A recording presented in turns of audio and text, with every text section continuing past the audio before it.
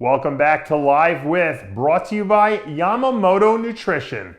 And tonight we're back here. I'm Dave Palumbo, your host, and we have, by popular demand, our good friend Don Smith of Crazy Wear back in the studio for part 2 of the interview because people wanted to hear more about Venice, California, more about Gold's Gym, more about the clothing and bodybuilding clothing industry of the 1990s. So Don, welcome back. Thank you, Dave. It's good to be back. Now, we touched on a few funny stories and a few things that went on, back in the day, but I think that people really wanted to hear more about that. I will say one thing, too, about the clothing. A lot of people told me that after the show, they went to your site and they purchased your clothing at Crazy Wear, and they loved it. And they loved the clothing. They say it fits fantastic. It's great material. And they were so happy that we turned them on to this because they didn't even know it existed.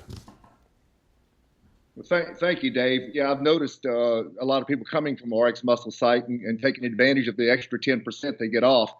And I appreciate, and I want to say thanks to all of the people that watch RxMuscle and for you for helping me get that out there.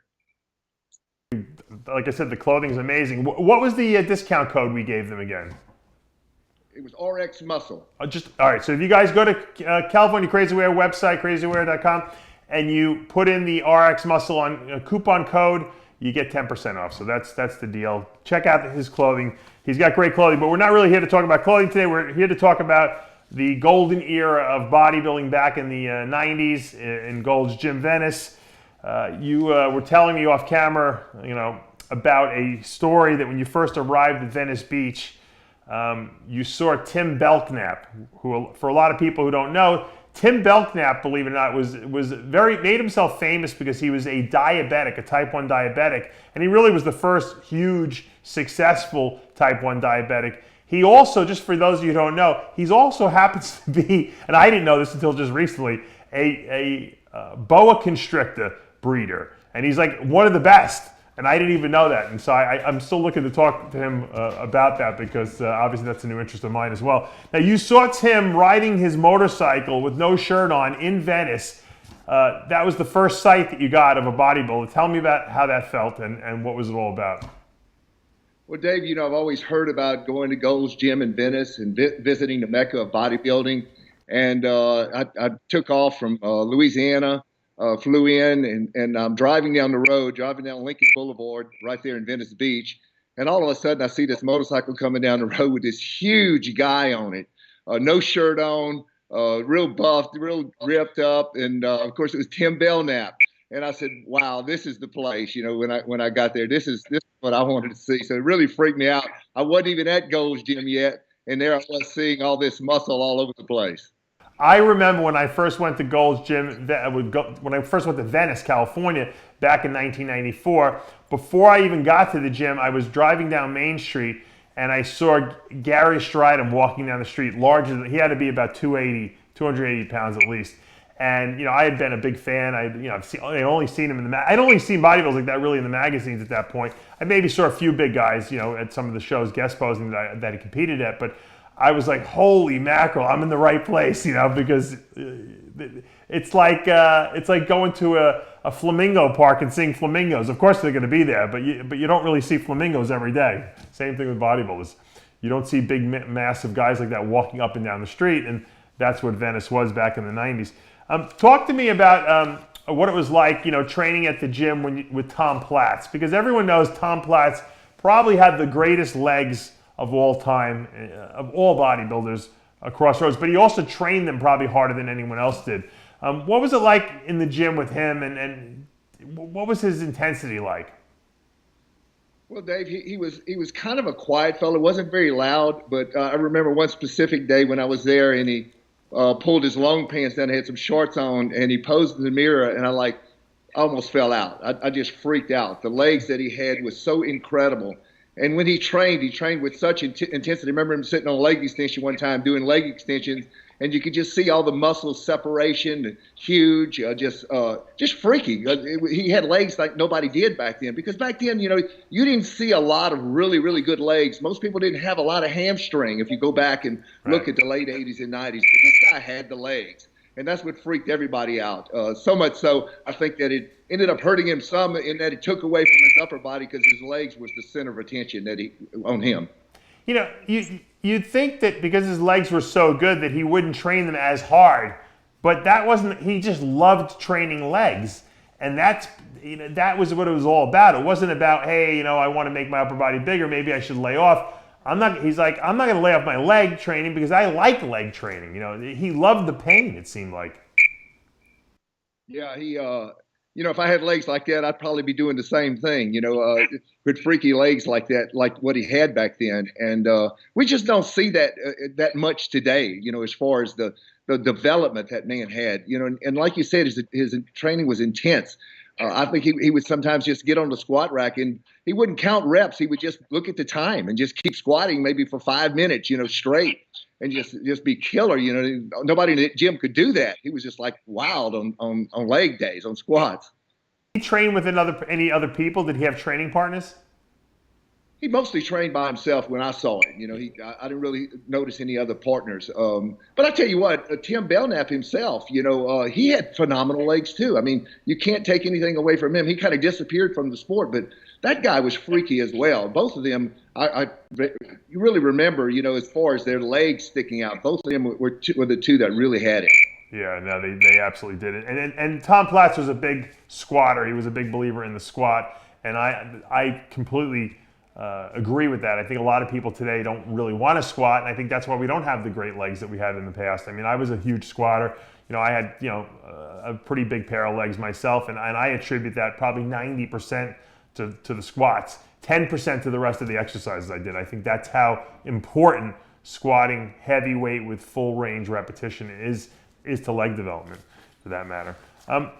Talk to me a little bit about, because there was a lot of celebrities at Gold's gym, Venice. One of them that was a well-known guy who was there all the time was Lyle Alzado, and you hear a million stories about Lyle Alzado, people he beat up, people he trained with, all the controversy obviously after he got sick, what caused it. He had he came out and he thought it was he said he took anabolic steroids for all these years. What was it like, hanging out with Lyle Alzado? Because I know you knew him. Well, Lyle and I hung out together a lot, and I'll never forget one day he said, "Would you come in the posing room at Gold's and just check me out, see what you think?" And he was weighing about 265 then, and he was ripped to the bone. And for a football player to look like that was incredible. But he worked out hard. He was real intense. I'll never forget one time he lived in Palos Verdes, and I was going over there for dinner one night, and he brought me upstairs into one of his rooms, and he opened up the doors, and it was this big room, and it was just packed with gear. And he said, "Here, take a paper bag, take whatever you like." He just had so much in there. It was incredible. But he was a great guy. He trained hard. Probably one of the best NFL football players for the Raiders that they ever had, the linebacker. But a great guy to be around. I mean, we ate breakfast together, we trained together, we went to all different places, hung out at night together. We had a good time together. He did a lot of different photo shoots for me with Crazee Wear. Just was really, really good to me. Of course, when he got sick, a lot of people wanted to blame it on the steroids, maybe human growth hormone before it was synthetic. They thought that had done it. Who knows, though? There's no real proof of what did it. But it was a sad thing to see Lyle go down to such an extremity from where he was down to very, very thin. Don, there's always been rumors floating around, and obviously it's impossible to confirm or deny. But you knew him. I heard that Lyle Alzado was gay, or at least bisexual. Is there any truth to that? Absolutely not. He was not. He was straight as could be. Like I said, I hung out with him every day, and he was just a great guy, willing to help anybody. And of course, he was real close to Pete Dimkowski, all of them at Gold's Gym, Ed Connors. He worked real close with those guys, and he was just a super guy. I don't believe that rumor for 1 minute. I would have known. I hung out with him, and it was real close to him, and there was no such thing as that. for I sure. heard there was a story, and I don't know if you know the story because I've had other people tell me the story, but there was a story that Lyle Alzado wanted to beat up the Barbarian Brothers or something like that. Do you remember that story? Yeah, I was telling you that last time we talked. Oh, maybe I was you in the mentioned it. gym and we were working out, and you know how you in the gym and you start with small talk, and all of a sudden the small talk became an argument between him and the two Barbarian Brothers, and he basically challenged them and said, "Listen, I'll just take both you guys right now and finish this off for you." And things started getting quiet then, and of course that was the next day when I was in the gym, and all of a sudden we hear this huge explosion, and it's the Barbarian Brothers Jeep that had blew up outside. So Right, right. But I heard that they were actually the Barbarian Brothers were actually afraid of him. It was they weren't afraid of anyone probably, but I think for some reason they were scared of Lyle Alzado. Why did he instill fear in people like that? He must have been a pretty damn tough guy. Lyle was known for sometimes losing his temper and just losing it with certain people, and he was very aggressive. He was very tough, and nobody really messed with him. I'm glad I was on the right side with him, but no, he wasn't scared to take them both on. He challenged them both, and they basically let up then. Too, if I probably. Now, another tough guy in the gym was Mike Christian. Everyone knew that Mike was, originally a street guy. Obviously became a very successful bodybuilder. But you didn't mess with Mike if you pissed him off, he'd lose his mind. I've heard many stories about him and some of these other guys in the gym. Now, you told me a story that I thought was pretty funny, where he jumped out of his car. What was that all about? Yeah, like Mike and I were really close. I worked with Mike for a long time with his company, and we hung out, and I was getting ready for a show, and Mike was helping me through the show, and he says, "Listen, I want you to relax." I was just a couple of days from the contest. He said, "Come on, we're going to take a ride, and we're going to go shopping." So we went to downtown LA by La Brea Boulevard, and all of a sudden he's in traffic, and he starts yelling at somebody that's going slow in front of him. The guy jumps out of the car and challenges Mike, and I'm in the car sitting there, and all of a sudden Mike jumps out the car, runs after the guy to beat the guy up, and I'm like, I'm supposed to be relaxing, and this guy is stressing out and putting all kind of stress going out because he's fighting out on the road, and there's traffic everywhere. If you know LA, there's traffic all over the place. He just stops his car right there in the middle of the road and jumps out and runs after the guy. But that was one of the few times I've seen that happen with Mike. Normally, Mike was just a really good guy and just friendly with everyone, but I guess traffic might have got to him that day. Well, the guy who must have called him out was probably saying to himself, "I'm never going to ever call anyone out ever again," because he certainly got his punishment for that. Now, Ed Connors, who we're actually going to have on the show a little later today, although the interview might not go up right away, was instrumental in the success of the Gold's Gym franchise and Gold's Gym Venice. He obviously purchased the Gold's Gym's franchise with Pete Gromkowski.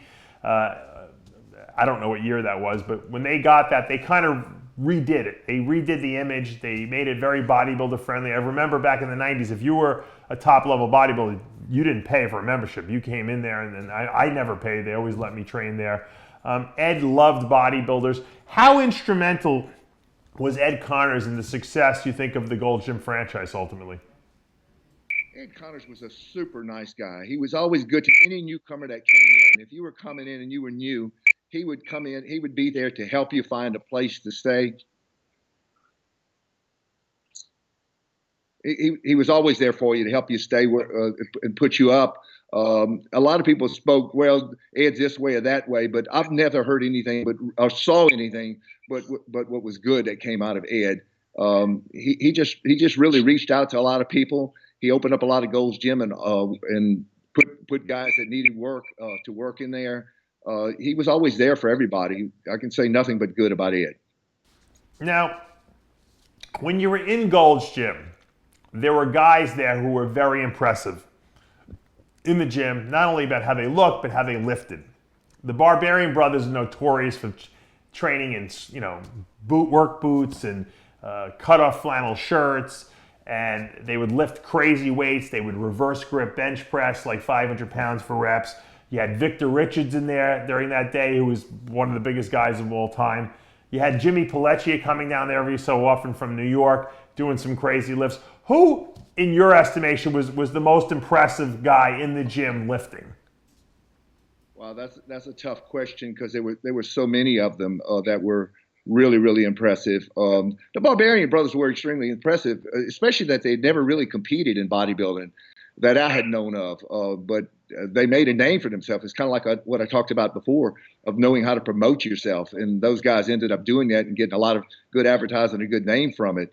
And they were really strong. But there was a lot of guys that came through there. Casey Viator was strong. I've seen so many guys, that, I mean, to have that much muscle, you've got to be strong. And for one to just stand out, gosh, it was so many, Dave. It's hard for me to just point to one and say this guy was above all of them. I just really can't say that. Talk something a little more controversial now, because obviously guys back in the 80s and 90s used anabolic steroids, but it wasn't illegal back then, number one, and no one really talked about it back then. People didn't really know about it. Today's day and age is completely different. Everyone knows about it. They talk about it. Guys inject it on YouTube. It's a completely different world. How do you feel that steroids changed from back when you were there, when you first arrived, to the modern era? Let me go back a little bit, Dave, if you don't mind. Back when I was 14 years old, I was working out at a gym, and the owner of the gym came to me and said, "Hey, why don't you take these little blue pills," which of course was Dynabol, and said, "I think they'll help you to grow." Well, within 2 weeks, I'd gained about 20-something pounds, and so I wanted more of them, not knowing what it was. So I asked my mom to take me to the doctor. We went to the physician. And I asked the doctor what it was. He said, "Oh, that's Dynabol, but it's just placebo. It doesn't do anything." He says, I'll be glad to prescribe you all that you want." So he prescribed it. And it wasn't any problem back then as far as being looked down or anything. I think it's when the Olympics started coming in is when everything seemed to change. Isn't it amazing that the doctors and the American College of Sports Medicine, I think it was until 1990, they denied that anabolic steroids built muscle or that improved performance. They were in, I don't know why they took that stance, if it was just to try to hide it, but people were saying it doesn't do anything, it doesn't work, and bodybuilders knew obviously otherwise, Well, now they say just the opposite, like you said, of what they said back then. Now they say they work too good and they'll kill you. And before they said, well, it's working. Sorry. Okay. Now they're saying everything the opposite, and that they do work so well that they'll kill you and they'll mess you all up. But I think it's very, very much overplayed today from what it was back then. Back then, it was really easy and available to anyone that wanted to get it. I think the stuff was a lot stronger back then, and a lot of people were taking a lot of stuff. I think there's more stuff out there today, different types of stuff, but the gear has changed in that it's illegal, and it wasn't illegal back then. Cycle that like a guy would use, getting ready for a show or trying to put some size on back in the 80s, 90s? Was very popular. Of course, your testosterone, cypionate was around, primobolan, parabolan, decaderbolan. Those were things that were being taken then. What were the dosages, It wasn't nearly as much, but keep in mind that our stuff was a lot stronger. Okay, our stuff was a lot stronger, but so nowadays you hear about people taking 2 or 3 grams or more per week of anabolics. Back then, we weren't taking near as much as that, and we thought we were taking a whole lot. Right. When people took Dianabol back then, the little blue pills as you referred to them, they came in 5 milligram doses.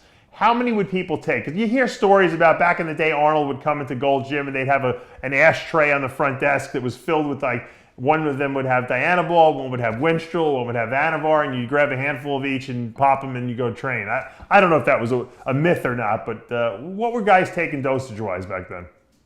Keep in mind, Dave, we didn't really know a lot because the doctors didn't know. No one knew how much to take or what's going to help you, what's not. So we were taking before we get on stage, thinking, wow, that would give you a real good pump or whatever. But with Arnold, all the people that I knew that knew Arnold close, they were basically would tell me, yeah, he did take a good bit, but the guy responded so well to the drugs that it was just phenomenal that he would just grow and his response to it, just as we have today, some people that respond to it well, and he was one that did. Yeah, yeah. You know, when you look at the guys who competed back in the 80s to the guys today, I mean, posing seemed to be an art form back then. Like, if you didn't know how to pose, people would actually make fun of you. Like, I mean, guys practiced in the gym, you know, between sets, after the workout was over. It was held in high regard. Nowadays, guys, they get up there, they hit 3 poses, they look like they're going to pass out on stage because they have no posing endurance. They don't have any body awareness of their body, of how to present their muscle. Why do you think that the art of posing has deteriorated over the years? Well, Dave, like you said, back then it was truly an art. You had couples posing. You got graded on your scorecards for the posing. It had a great percentage of whether you would win or lose. I think they changed that and started looking more at just how big and how muscular and went on all the other things. And you take guys like even the posing back then, how great he was. The guys like Lee Labrada, Muhammad Makaway, those guys could. It was just an art form. Even today, when I look at him on YouTube and look at these guys, it's so beautiful to watch, and it captivates the audience. But we've lost that. You know, we've gone back to just hard posing and just get up there and do it and get off. Whereas before, it was really an art form. Now, back in the 80s and 90s also, female bodybuilding was very big. There was no figure, bikini, fitness. It was all women's bodybuilding and men's bodybuilding. And there were a lot of, I'm sure, very impressive women back in that era who trained at Gold's Gym. Which one stuck out in your mind when you would go into, because I remember when I went there in the 90s, there was some women, I was like, whoa, I've never seen women this big before. So who impressed you in the gym of the women? Well, Rachel McClish in our day was like, she had it. And then the sports started going from the bodybuilding women to more of a almost looking as a, you know, more like a man, you know, that hard, dense muscle and not so much of the beauty. So you ended up with people like, say, Kay Baxter. I trained with her at Gold's Gym. She ended up getting killed in a car accident. I think she had a convertible Corvette or whatever and got killed. But she would get up there and just do weighted chin-ups. You know, and you see a woman doing weighted pull-ups, you know, they're really tough. And she was just really a tough girl. I worked out with her some, but and she had a nice look, but it ended up going more Bev Francis, you know, Kay Baxter, those type, and got away from that Rachel McClish look. Now I think they're trying to bring that back with bikini and stuff, and you're getting some people that are going back to that Rachel look, and that bodybuilding for women has been going down in the other direction.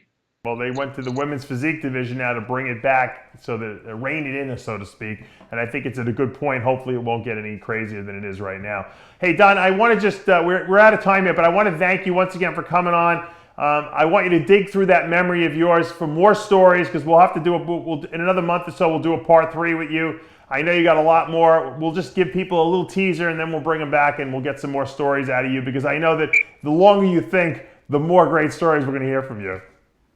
Well, thank you very much, Dave, for the opportunity. And you guys have the greatest site out there. I'm glad to be part of it. And I look forward to next time being with you again. And I want to just also remind everyone that the website is crazeewear.com. That's crazy with an EE at the end.